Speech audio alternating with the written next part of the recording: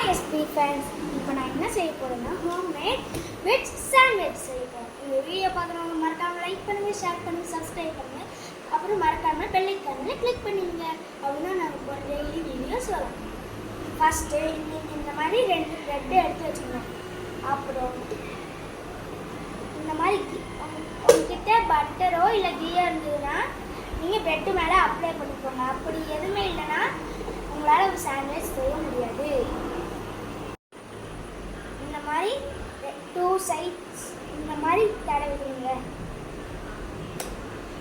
Next இதே மாதிரி இன்னொரு இதுலையும் தடவிக்கணும்.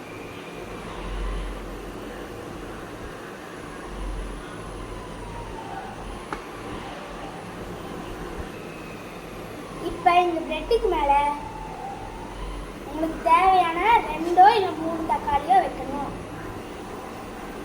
அப்புறம் இதுக்கு மேலே ஆனியன் சேர்க்கணும். 2 3 நீங்கள் வச்சுக்கலாங்க.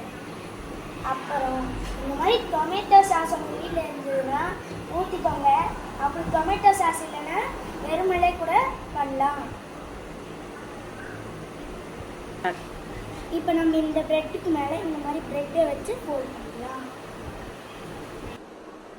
இப்போ நம்ம தோசைக்கல்லை ஹீட் பண்ணிக்கிறோம். உங்ககிட்ட வாஃபிள் குக் பண்ணுறது இருந்தால் அதை வச்சு பண்ணிக்கோங்க, இல்லைன்னா தோசைக்கல்லை இருந்தால் அதுவே வச்சு பண்ணிக்கோங்க. இப்போ நம்ம கீ எடுத்து இந்த மாதிரி மேலே அப்ளை பண்ணிக்கணும்.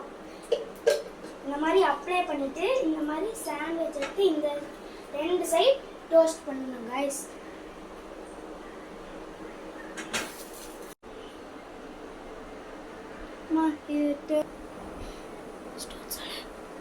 இப்போ நம்ம 2 பக்கம் டோஸ்ட் பண்ணியாச்சு ஃப்ரெண்ட்ஸ். இப்போ நம்ம இந்த சைடு இந்த மாதிரி தட்டில் எடுத்து போட்டுக்கலாம்.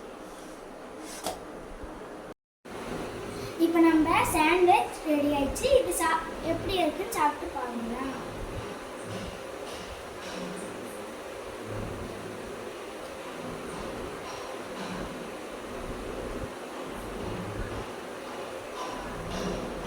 சூப்பராக இருக்குது கைஸ்.